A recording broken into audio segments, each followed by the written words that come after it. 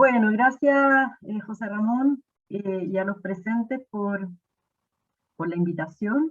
Y vamos a ver entonces los temas más relevantes de cambios en normativas, fallos y dictámenes que hubo en los meses de septiembre y octubre, pero le hice un par de agregaditos de cosas que son más recientes y que son de los primeros días de noviembre, de esta semana, pero que igual vale la pena que los veamos y que seguramente los vamos a estar haciendo seguimiento en los próximos meses.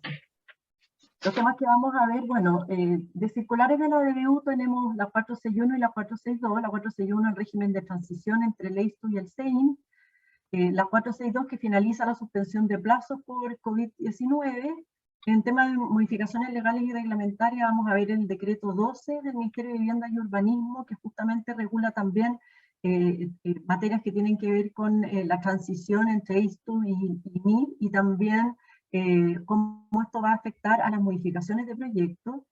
Y en dictámenes de Contraloría y oficio de la Seremi vamos a ver un dictamen de Contraloría respecto del PRMS y una resolución de la Seremi Los Ríos, pero que se ha repetido en muchas otras Seremi, entonces está bien a modo de ejemplo respecto a la aplicación del artículo 55.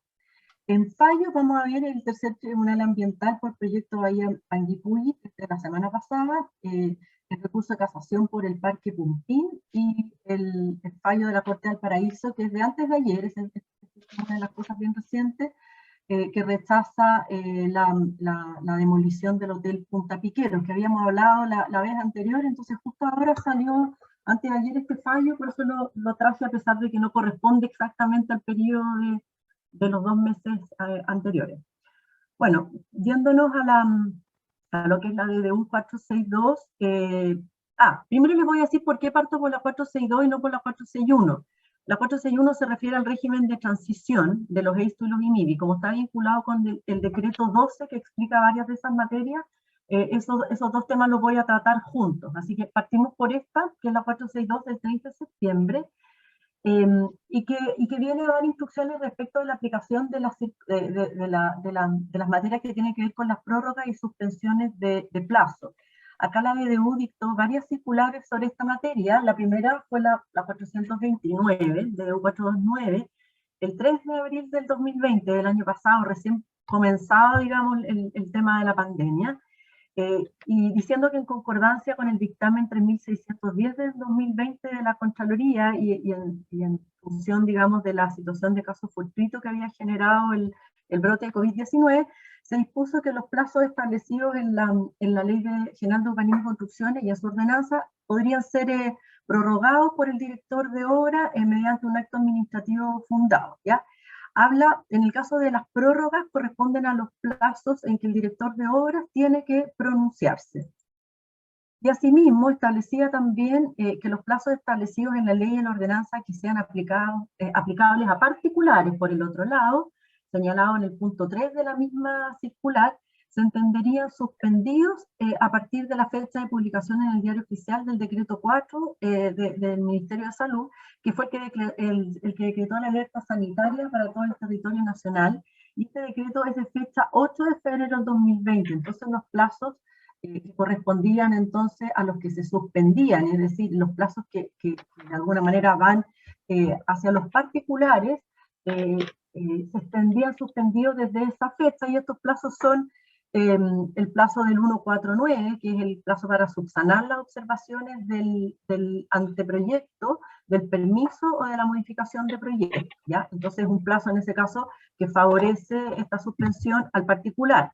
Lo mismo el plazo establecido en el inciso segundo del 1411, que corresponde a la vigencia de los anteproyectos aprobados. De esta manera entendíamos que se habían suspendido los plazos desde el 8 de febrero del 2020 y los anteproyectos no seguían corriendo el plazo que tienen establecido en la ordenanza. Lo mismo respecto del 1417, que es la vigencia de los permisos de construcción, también entonces suspendido desde el 8 de febrero del 2020, y otros plazos establecidos en la ley y en la ordenanza, dice de manera general esta circular, aplicables a particulares. Ahora, hubo bastante consulta respecto de que si esta DDU o sea, digamos, esta circular de DDU del Ministerio de Vivienda tenía facultades de alguna manera para modificar estos plazos, suspendiéndolos o prorrogándolos. Y sobre esa materia se pronunció la Contraloría indicando que los jefes superiores de los servicios estaban facultados para suspender los plazos en los procedimientos administrativos o extender su duración, dada la situación de casos fortuitos producida a raíz de la situación de la pandemia del COVID, y que para esos efectos había que considerar especialmente la naturaleza de los actos terminales, es decir, un acto administrativo en el cual el plazo termina y ya no hay otra posibilidad de continuar adelante con el procedimiento. Y eso efectivamente se aplica entonces para la vigencia de los permisos, lo mismo para la vigencia de los anteproyectos, etcétera. Pudiendo suspenderse entonces estos plazos respecto de algunos de ellos, pero siempre respetando la igualdad de trato entre los distintos interesados.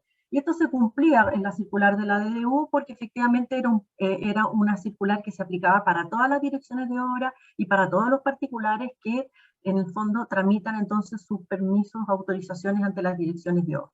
Luego la DDU 436 aclaró que estas suspensiones de plazo regían a partir del decreto 4, que es el 8 de febrero de 2020, siendo improcedente que las direcciones de obra dejaran sin efecto tal medida. Y luego se dictó la 445, diciendo que en cuanto a las suspensiones de los plazos establecidos, que ya los vimos en la ordenanza y de la ley que fueran aplicables a particulares o requirentes ante la DOM, se precisó nuevamente que estos se encontraban suspendidos desde la publicación en el Diario Oficial del Decreto 4 del 2020 para todas las direcciones del país, esto es desde el 8 de febrero, y que las direcciones de obra que dijeran que ellos no estaban en cuarentena o que podían seguir atendiendo, de todas maneras los plazos para los particulares se encontraban suspendidos.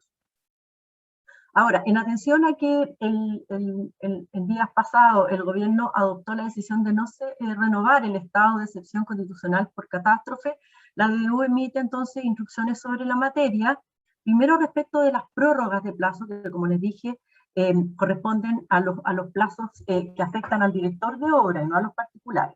Dice que de conformidad con lo establecido en las circulares 429, 436 y 445, los plazos establecidos en la ley o en la ordenanza que deben ser cumplidos por las direcciones de obra van a poder ser prorrogados mediante resolución fundada dictada por el respectivo director de obra cuando en el caso concreto de la comuna no sea posible dar continuidad a la función pública producto del brote COVID-19. Es decir, si acá a los próximos meses o a los próximos días en alguna comuna no fuera posible dar cumplimiento a las actividades propias de la dirección de obras, por ejemplo, si fuera alguna dirección de obras en cuarentena o algo así, entonces en ese caso, mediante una resolución fundada, el director de obras podría prorrogar los plazos que lo afectan.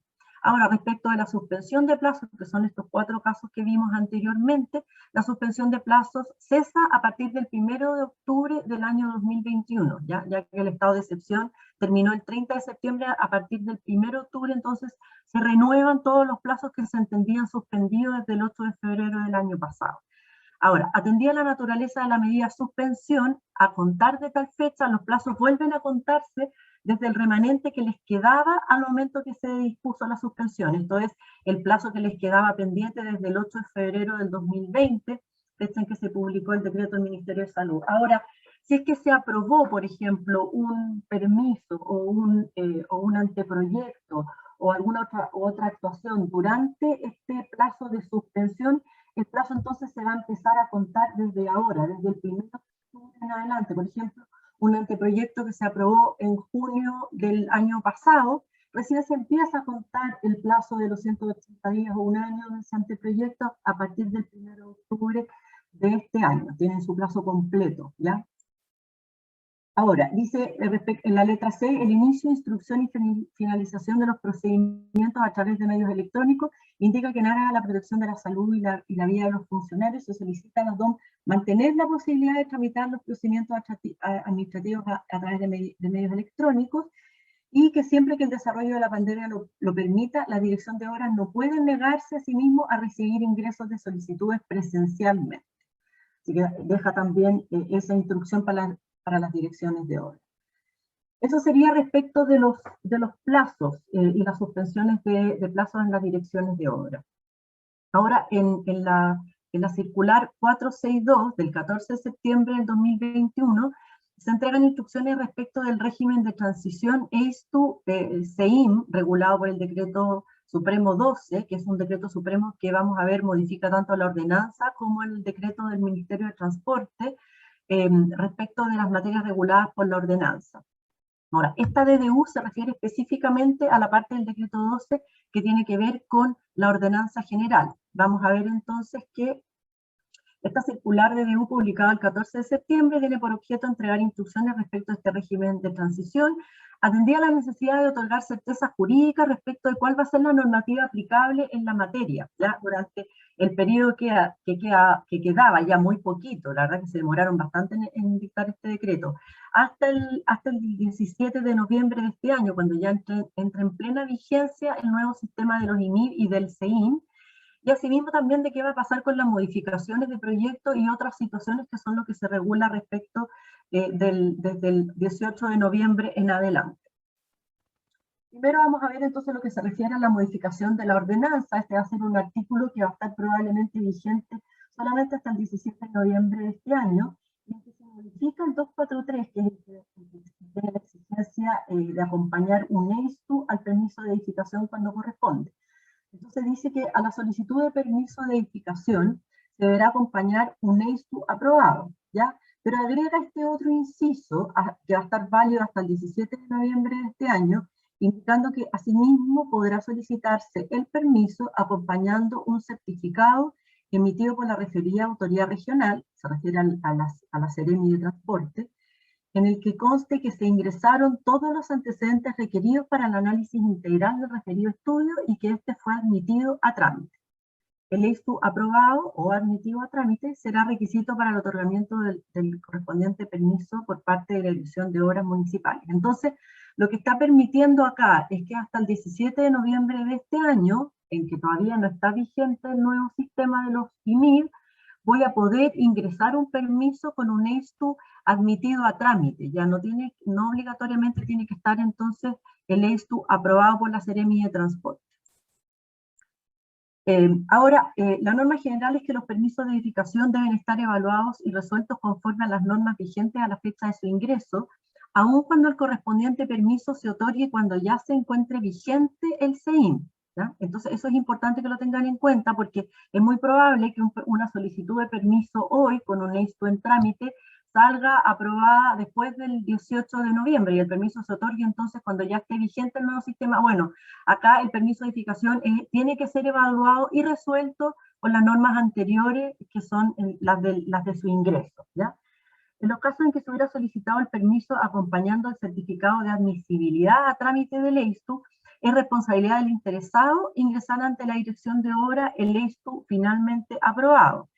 Y hay asimismo una serie de normas que las vamos a ver a continuación que tienen que ver con los plazos, porque ustedes dirán, bueno, el EISTU se puede demorar más que la aprobación del permiso de edificación. ¿Qué pasa en ese caso? Bueno, si no se acompaña el EISTU aprobado dentro del plazo, el director de obra va a tener que dejar constancia de esto en el acta de observación, ¿ya? Y esta observación del director va a tener que ser subsanada dentro del plazo de 60 días, que es el que da el 149 para subsanar las observaciones, o bien va a tener la opción de acreditar mediante un certificado que le emite la Seremi de Transporte que el EISTU continúa en trámite. Con ese certificado que se obtiene en la Seremi de Transporte, en este caso, el director de obras va a poder, por una segunda y última vez, dentro del plazo de 15 días desde el ingreso de este certificado, emitido por la Seremi, otorgarle excepcionalmente un nuevo plazo de 60 días para que se subsane esta observación, ya que aún no se cuenta entonces con un ISTU aprobado.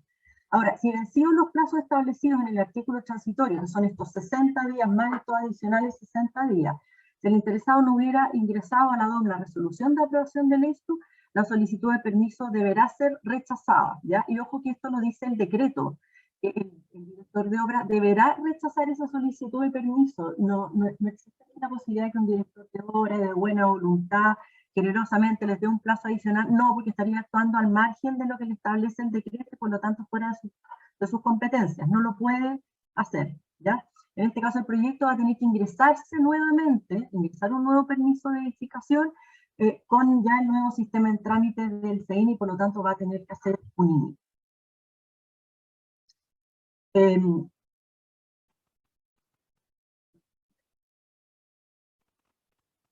En aplicación de lo dispuesto en el artículo 243 de la ordenanza, que modifica el artículo 12, entonces, hasta el 12 de noviembre del año 2021 inclusive, podrán ingresarse a tramitación ante las direcciones de obra solicitudes de permiso adjuntando un ISTU aprobado o bien adjuntando entonces el certificado de admisibilidad en trámite emitido por la Seremi. Esto, digamos, entonces, como a modo de resumen, lo más importante que tienen que tener presente.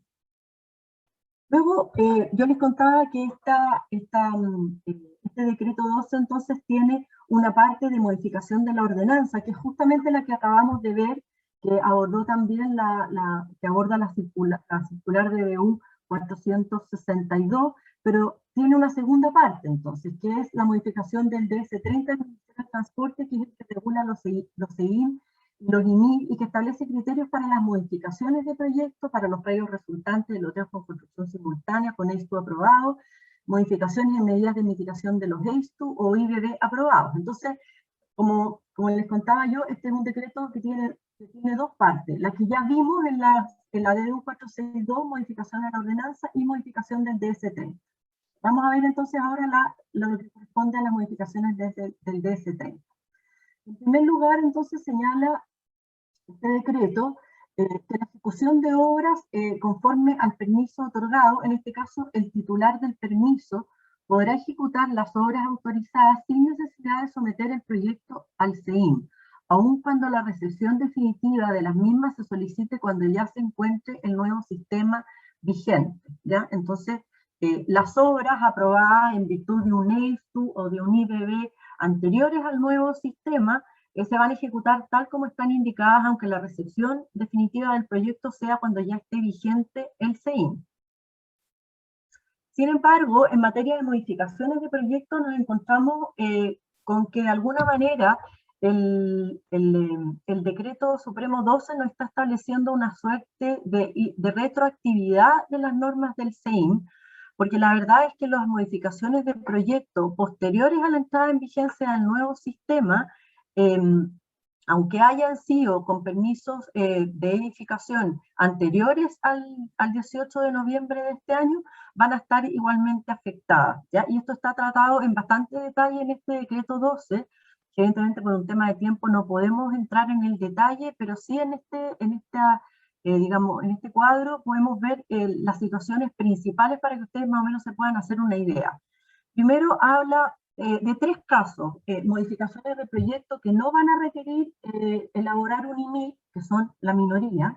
Luego modificaciones de proyecto respecto de las cuales se puede solicitar al CEIM un certificado de exención de realizar un IMI, pero voy a estar obligado a ingresar al sistema de todas maneras para que me den este certificado de exención. Y finalmente el tercer caso, a la mano derecha, modificaciones de proyecto que requieren presentar un IMIP, a pesar de que su permiso de edificación, como les decía yo, hayan sido anteriores a la entrada en vigencia de este nuevo sistema. Ahora, ¿cuáles son las modificaciones que no requieren elaborar un IMIP? Modificaciones menores, es decir, el 528, y la letra B indica modificaciones que no contemplen cambios en la superficie edificada o en los números de unidades o en la carga de ocupación o en el número o ubicación de los accesos o número de estacionamiento de destinos o clases de equipamiento. La verdad que por lo menos en la experiencia, lo que me ha tocado ver a mí, es muy raro que una modificación de proyecto no altere alguno de estos elementos que están indicados acá. Normalmente hay o modificaciones en la superficie, o en los números de unidades, o en la carga de ocupación, etcétera. Por lo tanto, esto es una situación de modificaciones de proyectos realmente muy menores en que no haya ninguno de estos cambios. Ahora, en esos casos de modificaciones entonces muy menores, de la letra B, o que correspondan al 528, yo no requiero ingresar al sistema porque en este caso mi proyecto no requiere elaborar un IMI. Luego tenemos modificaciones de proyecto respecto de las cuales se tiene que solicitar un certificado de exención. Entonces voy a tener que acreditar que la modificación no contempla cambios respecto de los destinos o clases de equipamiento y que no producirá alteraciones en el sistema de movilidad. ¿Qué son alteraciones en el sistema de movilidad? Lo que tenemos acá marcado con rojo. No se producen alteraciones en el sistema de movilidad si no hay eliminación o nuevos accesos, o los flujos inducidos del proyecto no requieren IMIP de categoría superior al que hubiera correspondido al proyecto original. Por lo tanto, de acuerdo con este criterio que vemos acá marcado con rojo, yo voy a tener que hacer un cálculo de los flujos inducidos de mi proyecto para poder demostrar que no requiero entonces de un IMIP y que me tiene que dar entonces este certificado de exención. Entonces ya no es un tema tan simple, y acá yo creo que van a entrar la gran mayoría de las modificaciones de proyectos, ¿ya? Y finalmente tenemos en el número 3 las que sí requieren de un IMIP, y son entonces las que la modificación contempla cambios respecto de los destinos o clases de equipamiento, y aquellas modificaciones que producen alteraciones en el sistema de movilidad, que es lo que vimos entonces acá marcado con rojo. Voy a tener que calcular los flujos inducidos, y si esto implica un IMIP de categoría superior, voy a tener que ingresar entonces al sistema del CEIM con un IMIP. Vemos así entonces que estas normas del Decreto Supremo 12 están de alguna manera significando una aplicación retroactiva a permisos que fueron otorgados o ingresados con anterior a la vigencia de este sistema del CEIM. Eso respecto del Decreto 12. Yo no sé si hay dudas respecto de esta materia, que es un poco compleja, entonces si hay alguna duda a lo mejor sobre este tema lo podríamos resolver de inmediato para luego ya continuar con los otros temas en que nos cambiamos completamente de materia.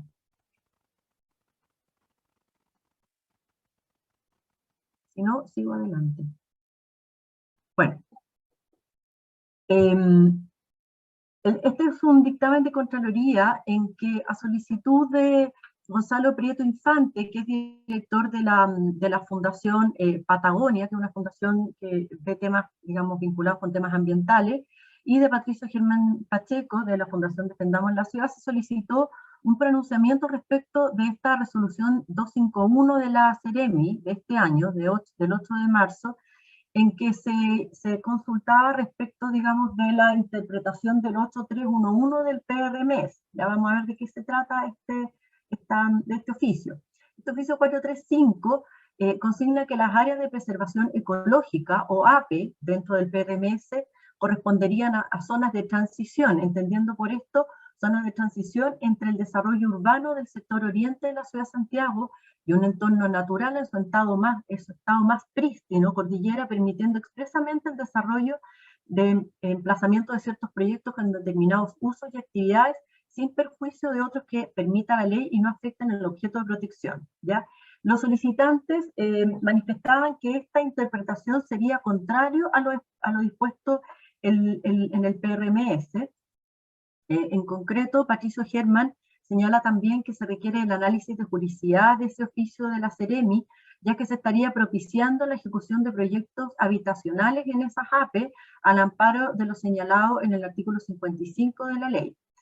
Ahora, ¿qué dice la Contraloría sobre esta materia? Dice que carece de sustento jurídico sustraer del ámbito de aplicación del artículo 55 de la ley aquellas zonas rurales que sean reguladas por el PRMS, suprimiendo los procedimientos y autorizaciones que dicho precepto contempla.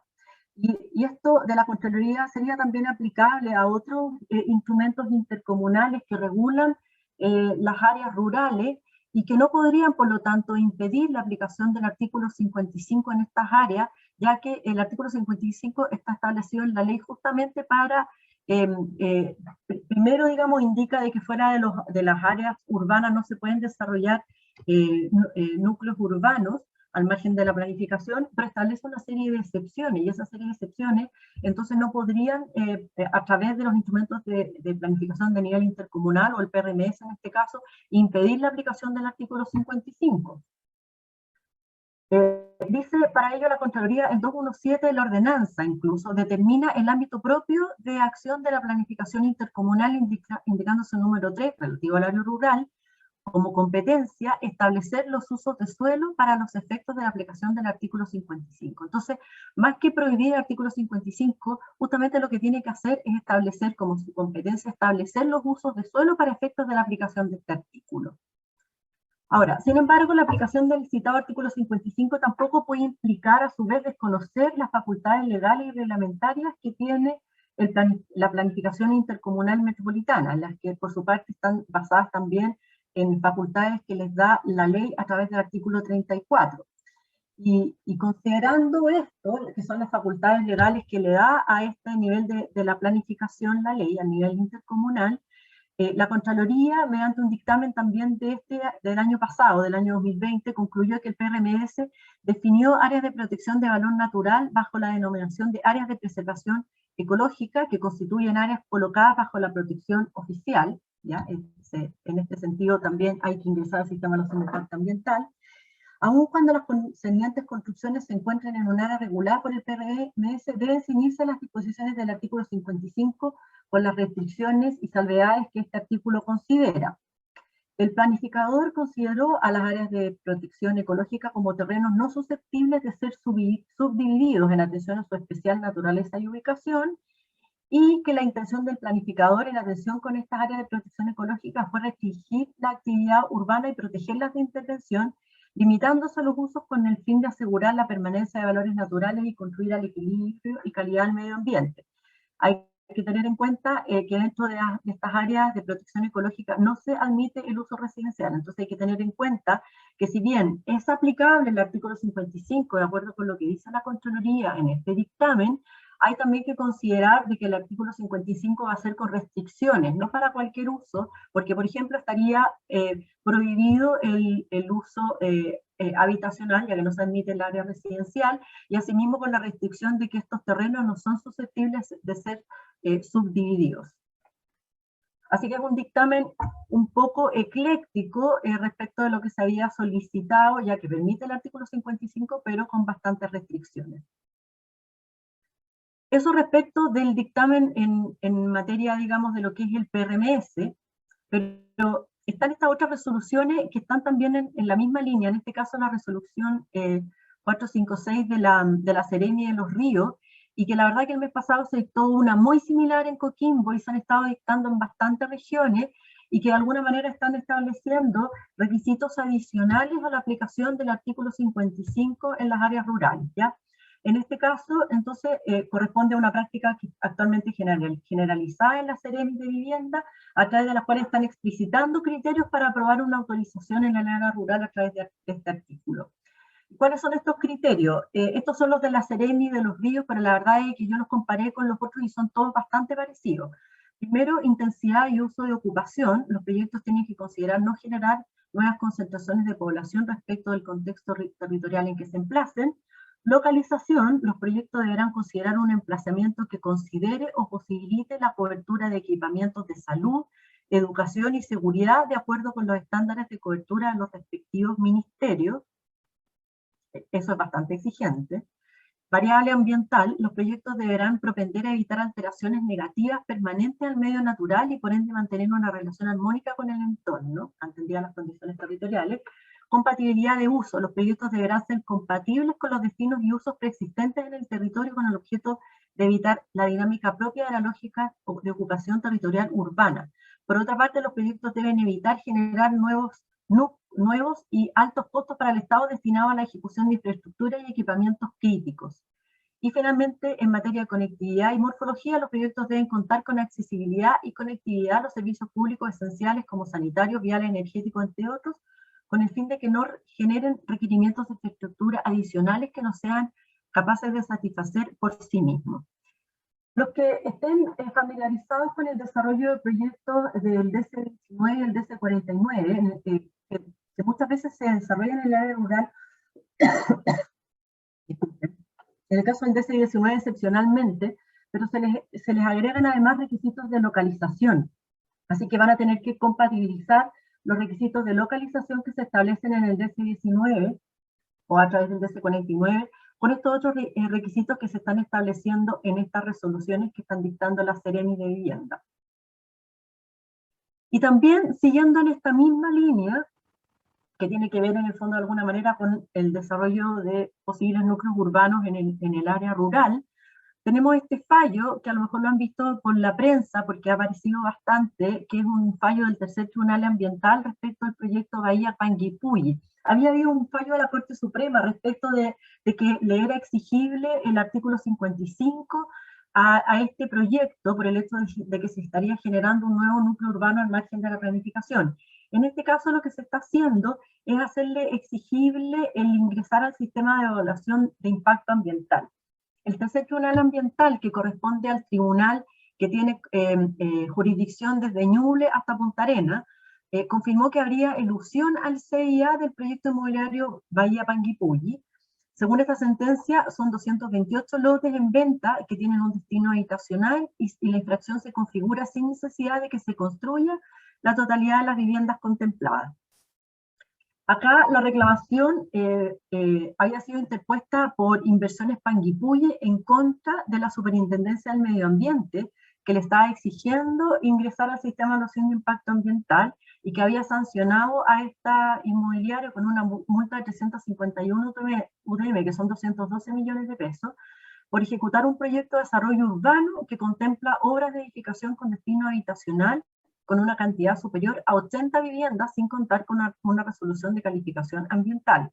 Ahora, ojo que acá se está basando en la letra G del artículo 3º de la Ley de Base del Medio Ambiente, que habla de proyectos de desarrollo urbano que pueden ser turísticos o habitacionales, pero la verdad que nunca se había interpretado que un conjunto de parcelaciones al margen, digamos que son en el área rural, y que es una parcelación amparada en la ley, en el decreto ley 3516, y no artículo 55, tuviera que ingresar al sistema de evaluación de impacto ambiental. Así que en ese sentido este fallo es bastante inédito, porque les está aplicando esta letra G de la ley a un proyecto de parcelación amparado en el 3516.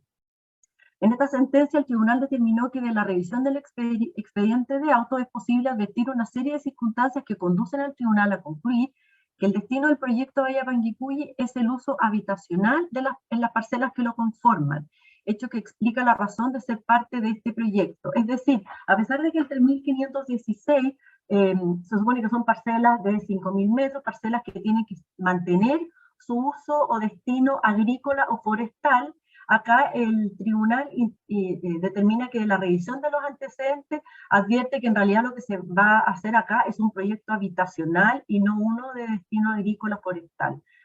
Dentro de los antecedentes considerados, y ojo con estos antecedentes porque es importante poner atención en este tema. Primero dice la normativa interna de Bahía Panguipulli que permite la construcción de más de 80 viviendas con características arquitectónicas y constructivas comunes. Acá se está refiriendo a una especie de reglamento que podríamos hablar que es un símil de un reglamento de copropiedad. Si bien no es la ley de condominio no se aplica al área rural, esto es una comunidad, pero cuentan muchas veces estas parcelaciones que están en régimen de comunidad con reglamentos que regulan de alguna manera la vida en comunidad dentro de estos conjuntos de parcelas. Y acá además en el reglamento de copropiedad, cosa que también a mí me ha tocado verla en otros casos, existía un reglamento de arquitectura indicando el tipo de vivienda que se podía construir o no, algunas características, incluso a veces hay las especies que se pueden poner, etcétera, etcétera.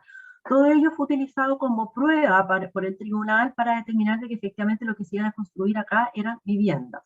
Luego la instalación de obras de infraestructura interna en los predios resultantes de la parcelación, que estaría hablando entonces de una urbanización, y la existencia de caminos pavimentados y de obras de evacuación de aguas lluvias, entre otros. Entonces, acá en este conjunto de parcelas, que evidentemente es un conjunto de parcelación de buen estándar, que ofrece justamente una urbanización desarrollada, fueron elementos que fueron tomados por el tribunal para demostrar que aquí lo que se iba a hacer era en realidad un núcleo urbano al margen de la planificación.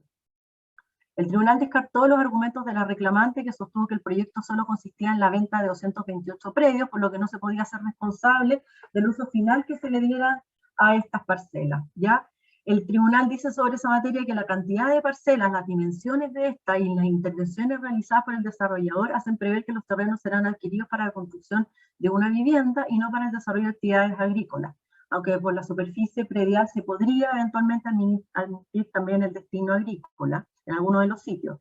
Señala la sentencia además, y lo destacó, que la infracción se configura sin necesidad de que la construcción de la totalidad de las viviendas contempladas se haya ejecutado. Es decir, se verifica desde que en el proyecto se proyectó la construcción de más de 80 viviendas y se iniciaron las obras para su materialización. Así que un fallo, digamos, que nos invita a poner bastante atención en este tipo de proyectos, ya que tenemos el fallo de la Corte Suprema respecto a que tendrían que acogerse al artículo 55 y este fallo ahora del Tribunal Ambiental que probablemente la inmobiliaria va a apelar y lo va a tener que ver la Corte Suprema en segunda instancia, así que vamos a tener probablemente más adelante novedades también sobre esta materia.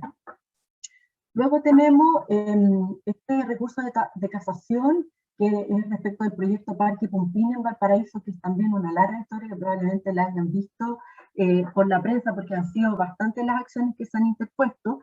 Este es un fallo de casación que ya es una instancia terminal en la Corte Suprema, de fecha 27 de septiembre del 2021, para recordar un poco de qué se trata este caso. Acá, Inmobiliaria del Puerto, SPA, interpuso un reclamo de ilegalidad en contra del alcalde Charp, de la Municipalidad de Valparaíso, en contra, por el proyecto Parque Pumpín.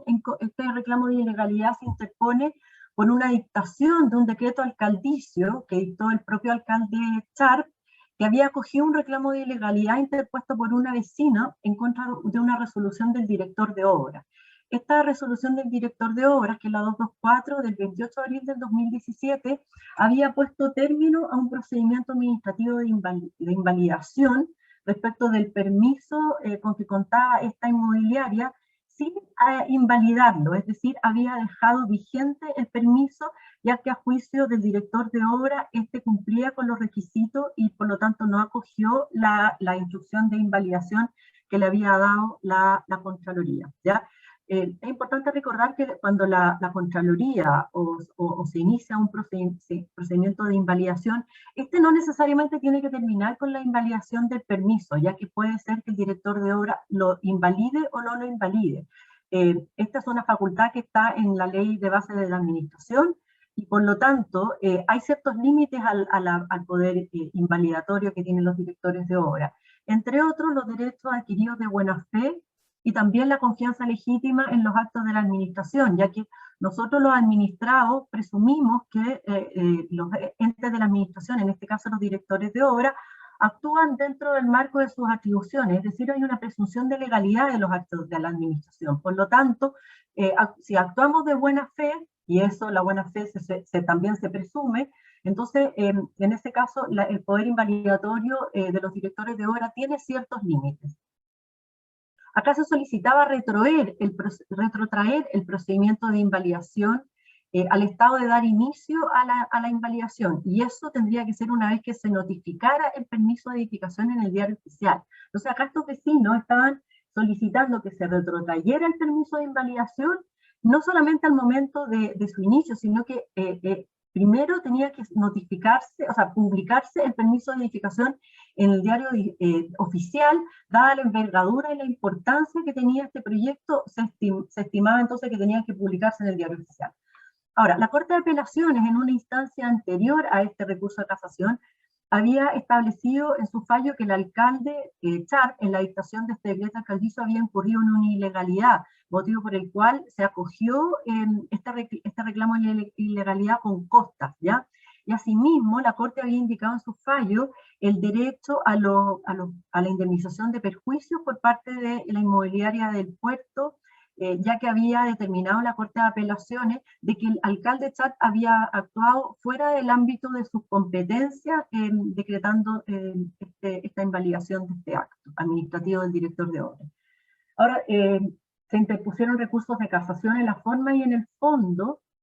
Estos recursos fueron interpuestos por la municipalidad, por el alcalde Charp, y también por estos vecinos terceros independientes que reclamaban respecto de este fallo de la Corte de Apelaciones de Valparaíso. Ahora, la Corte Suprema en su fallo señala, ratifica el fallo de la Corte de Apelaciones, señalando sobre la omisión de publicación de permiso de edificación, que tratándose de un acto que debía ser publicado, la omisión de aquella carga trae aparejada su inoponibilidad o no producción de efectos respecto de terceros, sin afectar la autorización en sí, es decir, el permiso no deja de ser válido por el hecho de que no se haya publicado, sino que en el fondo es inoponible respecto de terceros, resultando por lo tanto improcedente su invalidación, contrario a lo que había resuelto el alcalde de Valparaíso en el acto reclamado.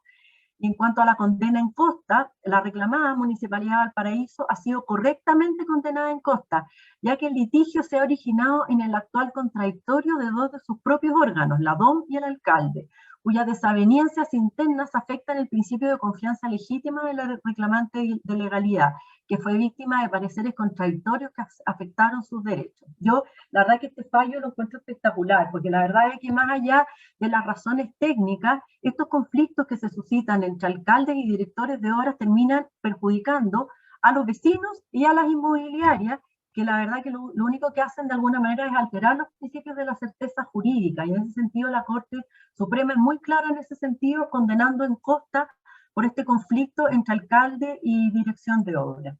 En definitiva, se rechazan los recursos de casación en la forma y en el fondo, interpuestos por la Municipalidad de Valparaíso y por estos terceros. Ahora, esta sentencia tuvo de 5 ministros, 2 votaron en contra, el ministro Muñoz y la ministra Rabanales, que eran del parecer de acoger los recursos de casación, ya que a su juicio, efectivamente, cuando un permiso de edificación afecta el interés general de la comunidad, debe ser objeto de publicación en el diario oficial. Así que ojo con eso, en un proyecto grande que pueda tener importantes repercusiones, acá la Corte Suprema está indicando que debieran ser publicados en el diario oficial. Esto es bastante complicado, publicar un permiso en el diario oficial. Yo la verdad que recomiendo más bien acogerse al procedimiento de publicidad de los permisos que establece la propia ley en su artículo 116, que también de alguna manera podría entonces suplir esta obligación del diario oficial, ya que en ese caso lo que se hace es que se envían cartas certificadas a los vecinos, y asimismo se publica en un diario de circulación local.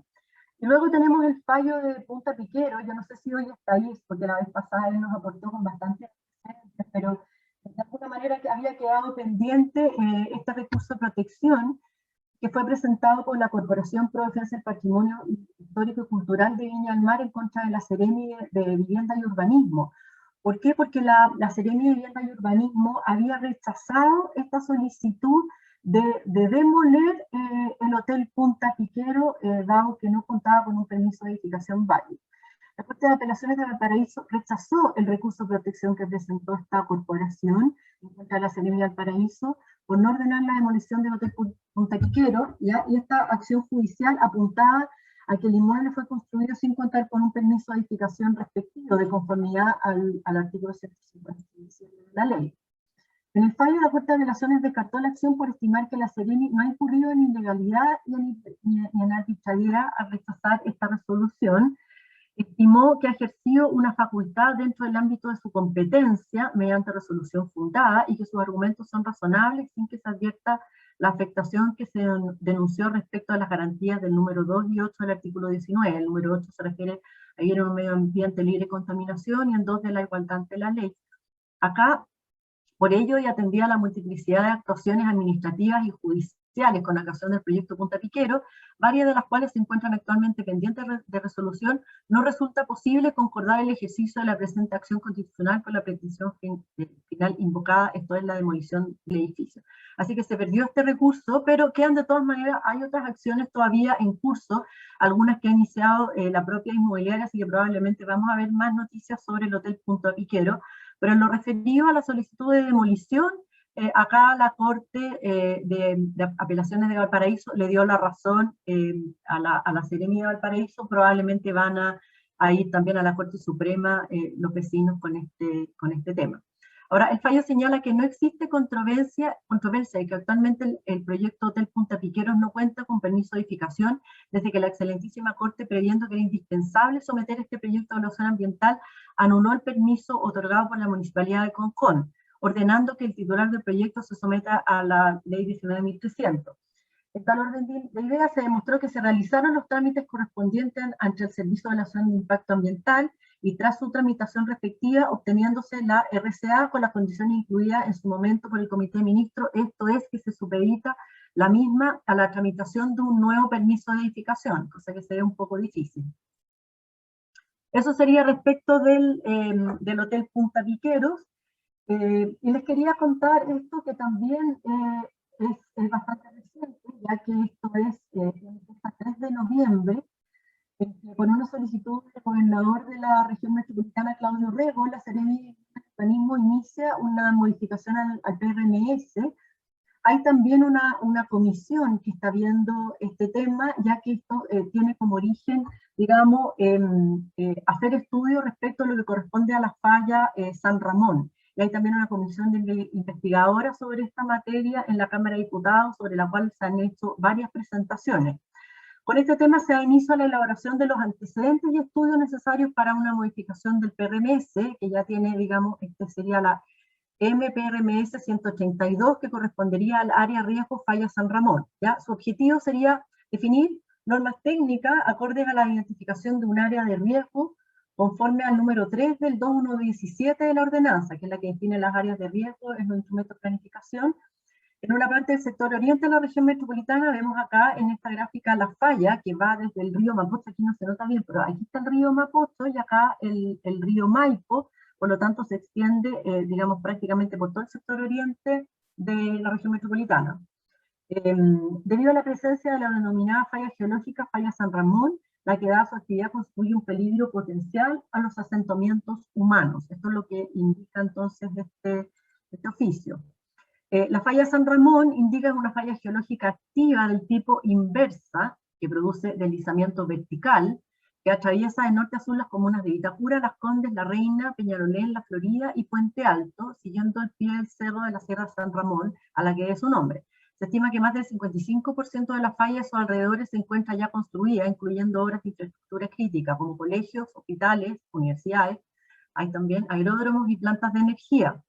Acá vemos en esta gráfica, que yo la encontré en algunos de los estudios que son los que se han acompañado a la comisión investigadora de la Cámara de Diputados, desde el año, bueno, 1541, eso era Santiago, y luego en colores amarillos, y luego más oscuro hasta este morado, 2017, todo lo que ya está construido y que estaría en o próximo a la falla de San Ramón. Algunas conclusiones a las que se han llegado en la comisión investigadora y de los antecedentes que yo recogí. Esto no está en el oficio, pero sí en los otros antecedentes que yo recogí sobre este tema. La idea es avanzar en un proceso de gestión de riesgo ante el posible desarrollo de un evento sísmico con epicentro en la falla San Ramón. La verdad que la falla San Ramón digamos, es oblicua y termina prácticamente no sé, en Providencia o el centro de Santiago. No es que sea la falla solamente, entonces eso es bien complejo. Y efectivamente un epicentro en la falla San Ramón significa un epicentro que puede tener, digamos, repercusiones prácticamente por sobre toda la ciudad. Entonces es complejo determinar ese riesgo. Bueno, señala asimismo incorporar al PRMS la faja de ruptura de la faja San Ramón de 300 metros de ancho con restricciones que impidan su ocupación futura. ¿Ya? Eso solo respecto de la faja de ruptura de la falla misma, dejándola destinada exclusivamente a actividades que no impliquen la residencia ni la ocupación masiva ni prolongada de personas. Siendo así, los usos de suelo permitidos serían los contemplados como espacio público, áreas verdes en la ordenanza. Las zonas actualmente ocupadas quedarían congeladas, en el sentido que no podrán aumentar las edificaciones. Esto es todo en el plano de las ideas, ya no nos olvidemos que este es un proceso que está partiendo recién, pero la verdad que es importante tenerlo en cuenta. Y modificar la ordenanza con el fin de incorporar las disposiciones necesarias que permitan integrar la zonificación sísmica a los instrumentos de planificación, asociando la normativa a las disposiciones de las normas técnicas. Eso sería, entonces. Yo no sé si hay dudas, voy a dejar de compartir.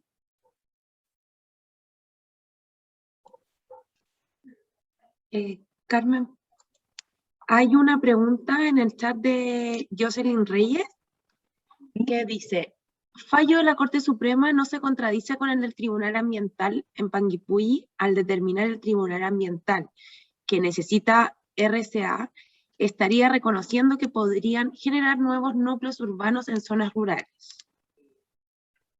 Yo creo que se debe referir al fallo de Corte Suprema respecto del proyecto Punta Piquero. ¿Ya? Lo que pasa es que son cosas distintas. Si se refiere a eso, a ver si me puede escribir Jocelyn, o si no, si puede comentarlo acá en voz alta. Pero si se refiere a eso, hay que recordar que este proyecto Punta Piquero viene con recursos ya desde hace varios años y varios fallos en distintos ámbitos. Ya hubo un primer fallo de la Corte Suprema que estableció que el permiso de edificación de Punta Piqueros quedaba sin efecto porque el proyecto no se había sometido al sistema de evaluación de impacto ambiental. Entonces, a este proyecto que no se había sometido al sistema, lo obligó a someterse, luego del cual el proyecto Punta Piqueros cuenta con una RCA favorable, pero con un permiso que teóricamente está invalidado por instrucciones de la Corte Suprema, ¿ya? Pero en ese sentido no se contradicen, porque está la Corte Suprema indicando que tanto el proyecto Bahía Panguipulli, que corresponde a la parcelación, como el Hotel Punta Piqueros tenían que haberse sometido al sistema de evaluación de impacto ambiental, por causales distintas, pero ambos tenían que ingresar al sistema. Lo que pasa es que, para aclararlo bien, Jocelyn, lo que ahora falla la Corte Suprema es respecto de la orden de demolición, que es otra cosa.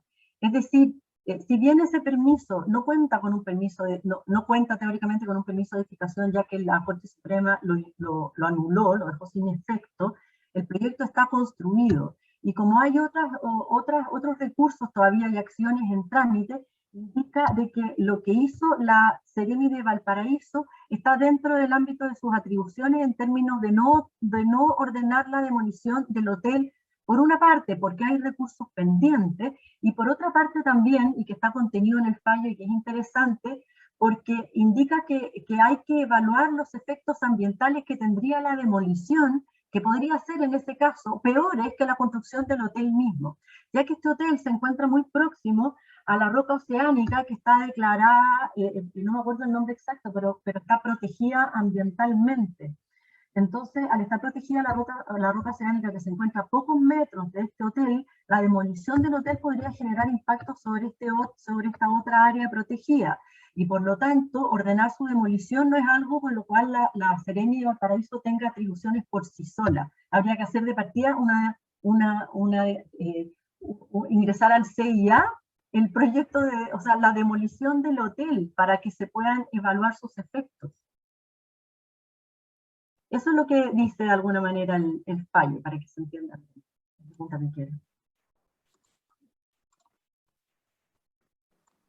¿Alguna pregunta? Pueden abrir sus micrófonos levantando la mano. ¿O algún comentario?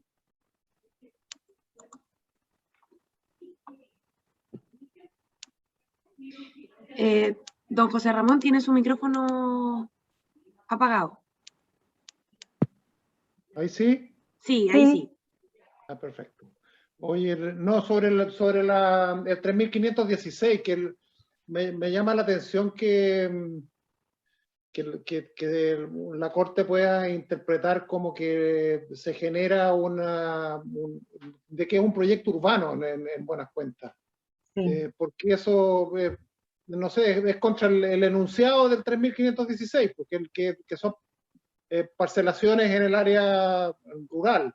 Y el mecanismo para hacer proyectos urbanos en el área rural se llama artículo 55, que tenéis que pasar por la Seremi y hacer cumplir con las exigencias que te hagan para un proyecto por el artículo 55. Entonces, es como, yo entiendo la discusión a nivel político o a nivel de opinión pública al respecto, pero me llama la atención que vaya contra lo que es el 3516, que son parcelaciones en el área rural que desde que existen han permitido que exista una vivienda por cada parcela. Claro. Preocuparse si en la parte que no es la vivienda van a haber plantación de algún tipo de agrícola o no, eso es algo que está por verse, pues no es imposible presumirlo de antes. Claro, aquí efectivamente yo creo que este es un tema que lo vamos a seguir viendo, José Ramón, porque mira, es un fallo del Tribunal Ambiental, ¿ya? Por lo tanto, hay que ver qué va a resolver la Corte Suprema sobre este tema, porque seguro que la inmobiliaria, o sea, estoy segura que la inmobiliaria va a apelar de este fallo del Tribunal Ambiental a la Corte, y la segunda instancia ahí es la Corte Suprema.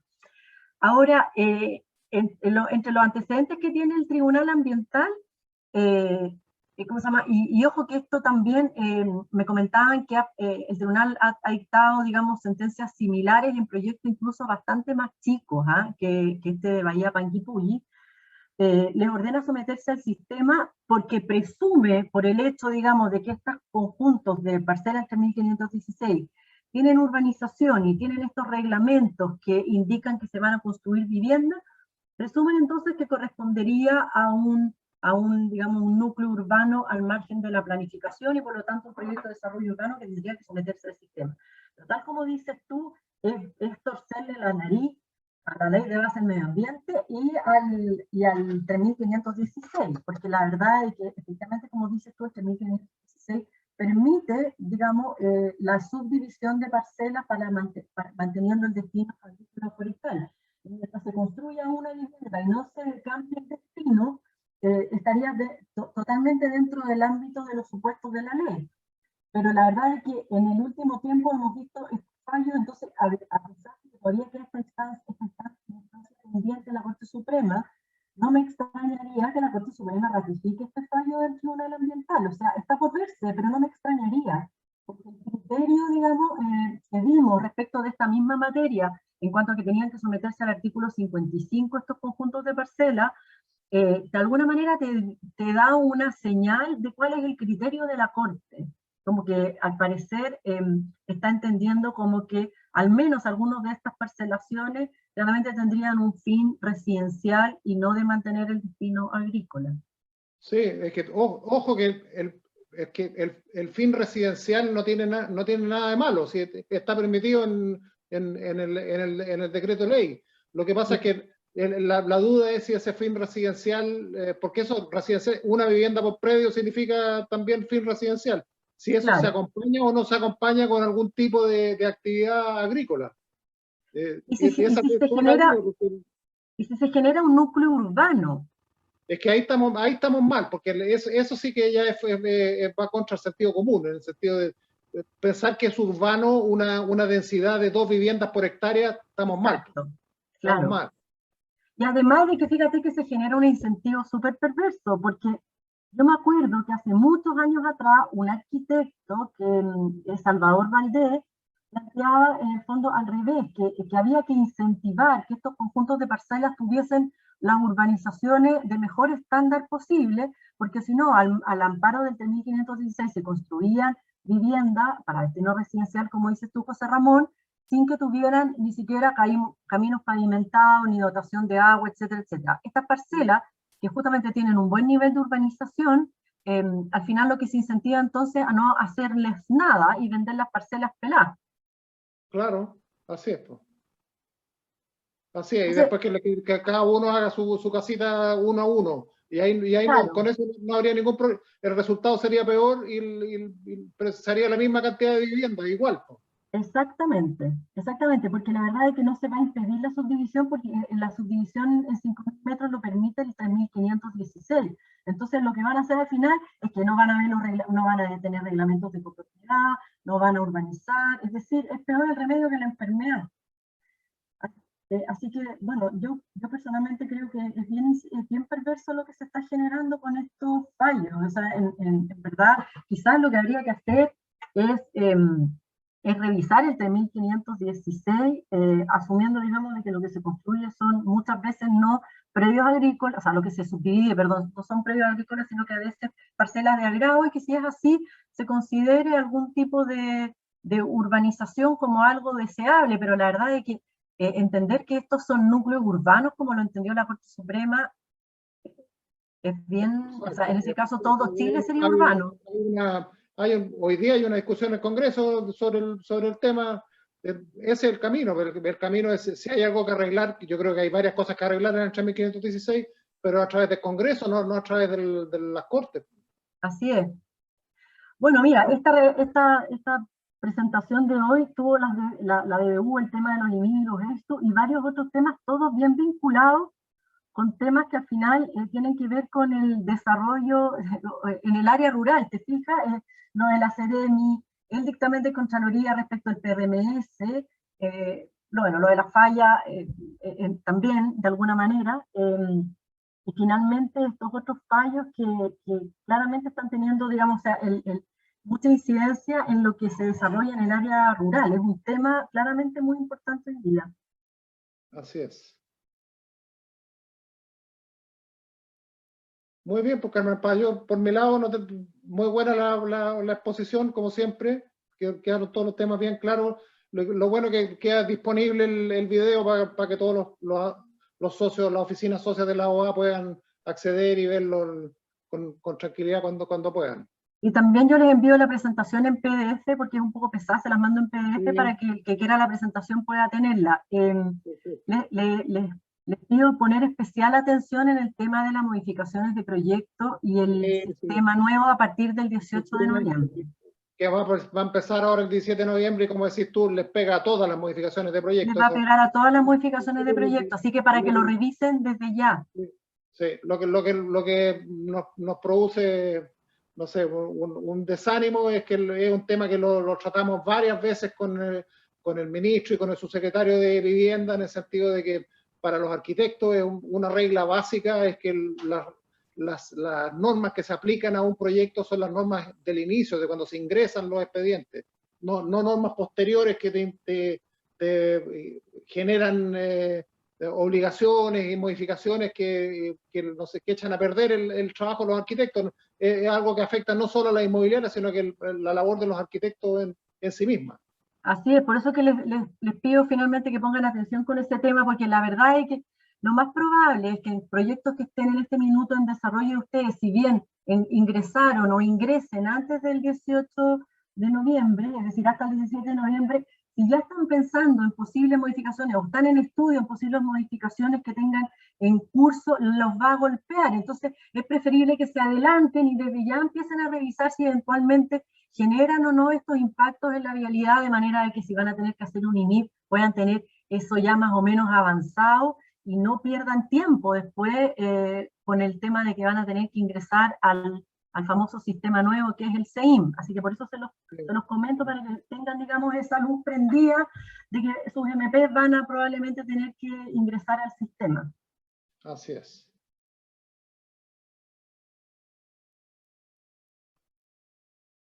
Ya, pues, súper bien. Oye, me dice acá el tema de la MP, sería genial si lo pudieran profundizar más. Ningún problema. Mira, nos podemos poner de acuerdo, José Ramón, si les interesa, podemos hacer una profundización en el tema porque yo lo estoy estudiando bien y son muchos casos y evidentemente no alcanzamos a verlos todos acá. Entonces podríamos hacer una sesión especial para el tema INIP en unas semanas más, cuando ya esto ya esté rigiendo, y así lo tengan 100% claro todos los casos. Sí, lo hemos estado conversando en el comité normativo para organizar una cosa especialmente sobre eso, porque como se nos viene ahora el 17 de noviembre y en el caso de los MP le va a pegar a todos. Hoy día, antiguamente eran extrañas las modificaciones de proyectos entre el permiso y la recepción, pero hoy día es todo lo contrario. Hoy día prácticamente todos los proyectos, no sé, de 3 pisos para arriba, tienen alguna modificación antes de la recepción, absolutamente normal. Sí. Entonces, que les caiga este sistema cuando ya están en construcción es bien complicado. Perfecto, vamos a organizar una actividad justamente para profundizar en eso. Sí, pues, ya, encantada. Que estén muy bien. Ya, que estén bien, gracias. Gracias.